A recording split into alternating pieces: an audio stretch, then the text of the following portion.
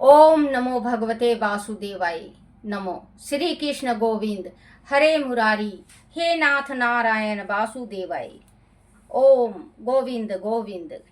हरिवंश पुराण में धर्म व चंद्रमा का वंश, धर्म के विश्वा से विश्वदेव, संध्या से संध्या, मारुतवती से मारुतनवा, वासु से वासु, भाने से भानु, मुहूर्ता से मुहूर्तज, लम्हा से घोष, यमी द्वारा नाग नाग नाग वीरती वीरती, अरुंधति द्वारा पृथ्वी के समस्त विश्व द्वारा संकल्पा से सर्वतमा और संकल्प नामक संतानें उत्पन्न हुई। चंद्रमा को दी गई 10 पुत्री सब नक्षत्र संज्ञक थी। रोहिणी, सलेश,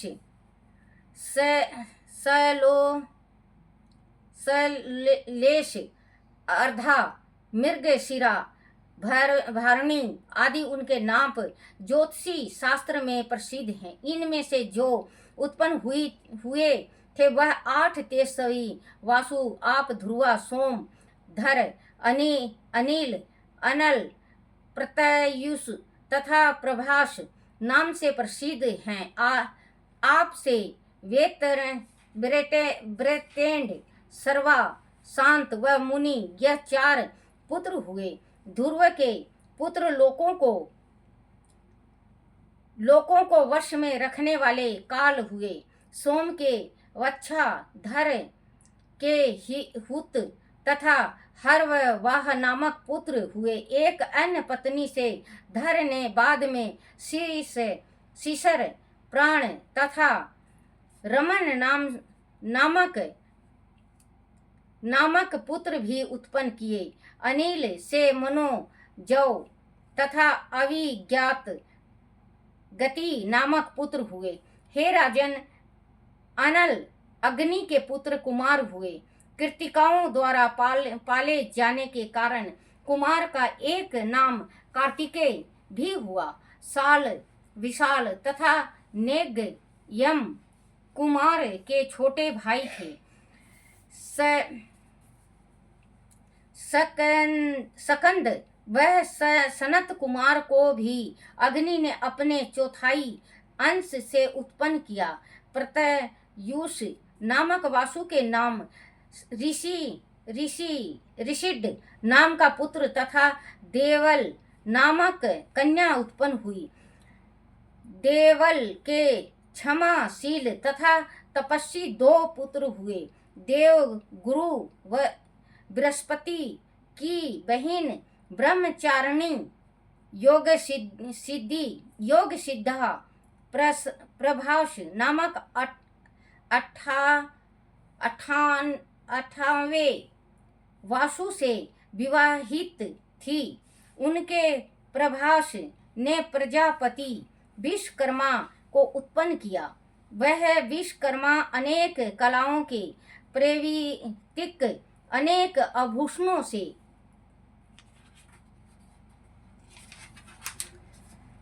तथा अस्त्र शस्त्रों का निर्माण करने वाले देवशिल्पी हुए। देवताओं के विमानों की रचना भी उन्होंने ही की थी। वास्तुकला तथा शिल्पकला पर तो विश्वकर्मा का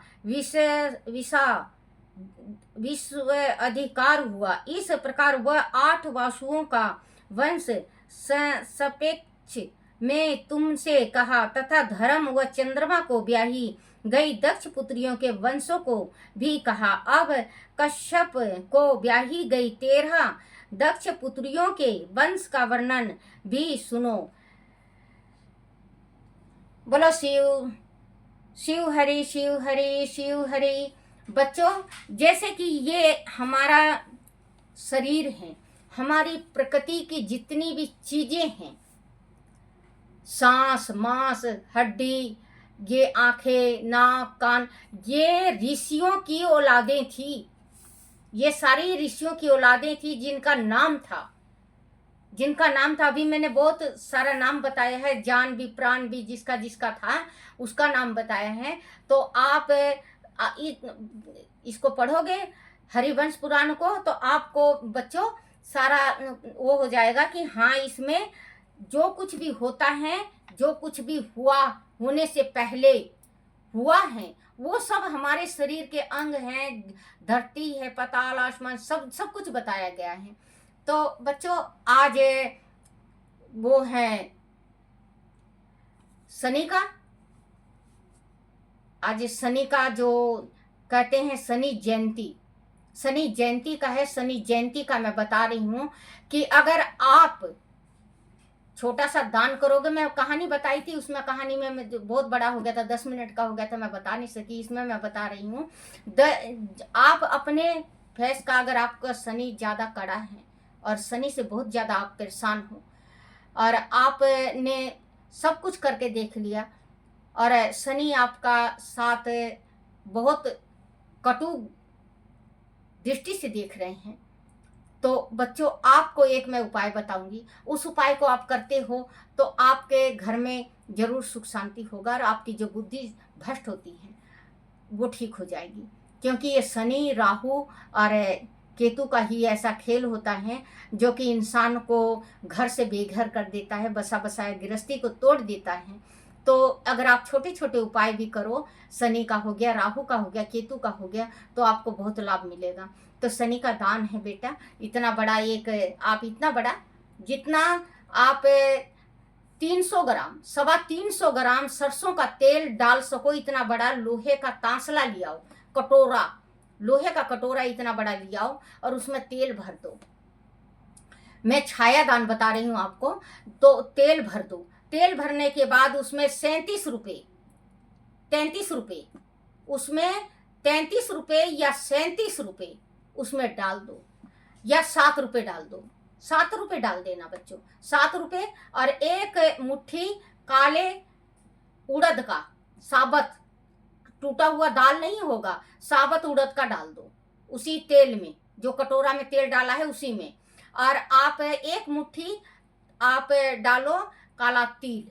आप काले तिल को हाथ में मसल के देख लेना, अगर हाथ में सारे तिल फूट जाते हैं, वो तिल को मत डालना, क्योंकि वो जला हुआ तिल बेचने लगे हैं आजकल।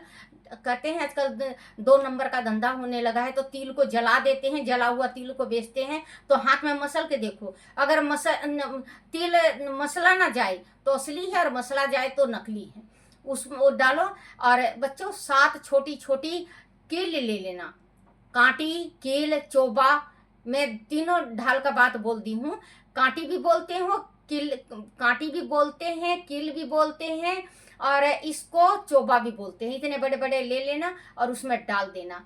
डाल के बच्चों आप अपना एकदम जब शांत हो जाए, एकदम अस्थिर हो जाए उसमें तेल, फिर अपना छांव, अपना शकल देखो, इतना तक देखो। जैसे ऐसे देख लिया, पहले पूरा मुंह देखे पहले, फिर आप ऐसे देख लो, फिर अपना मुंह देखे और आप शनि मंदिर में दान कर आओ। और अगर शिला हो तो शिला के ऊपर सारा का सारा चढ़ा के और जो कटोरा है, कटोरा वहीं छोड़ आओ। आप देखना बच्चों, कहते हैं कि जो छाया दान कर देता है, अपना छाया ही दान कर देगा, तो शनि उस पर जरूर प्रेम की दृष्टि डालेंगे। कहते हैं 3 दफे शनि आता है हमारे शरीर में, 3 दफे आता है। एक तो आता है बचपन में, जो माँ बाप की गोद में होते हैं, पता नहीं चलता कि शनि कब आया और कब चला गया, वो माँ बाप के ही ऊपर माँ बाप को भुगतना पड़ता है। तो और दूसरी दफे आती है जवानी में, जो किसी किसी की गृहस्थी खराब कर देता है, किसी किसी का धन दौलत खत्म हो जाता है, कोई बिल्कुल इतना परेशान हो जाता है। और चौथा आता है बुढ़ापे में, जो सब कुछ ही ले जाता है। क्योंकि और अगर चौथी दफे मार के शनि आ गई, जिस पे मार के शनि आ गई, तो ये सोचो कि राम नाम सत्य हो गया उसका, वो बच नहीं सकता। तो बच्चों शनि का थोड़ा थोड़ा करा करो। पीपल में शनिवार के दिन जरूर सरसों का 4 ये 7 बत्ती बना लो, एक दीवा ले जाओ, 7 बत्ती सरसों तेल में डबो और चालू जला लो और चालू कर लो। आप ये अब शनिवार से आज ही से कर लो, शाम को जाओ, शाम को भक्ति करो, भाव करो और पीपल के नीचे जोत बत्ती जलाओ। तो देसी घी का जलाना, 2 बत्ती होगा देसी घी का एक दीवा में और 7 बत्ती होगा शनि का पीपल के नीचे। आप करके देखो, आपको बहुत राहत मिलेगी। बोलो राधे राधे बच्चों।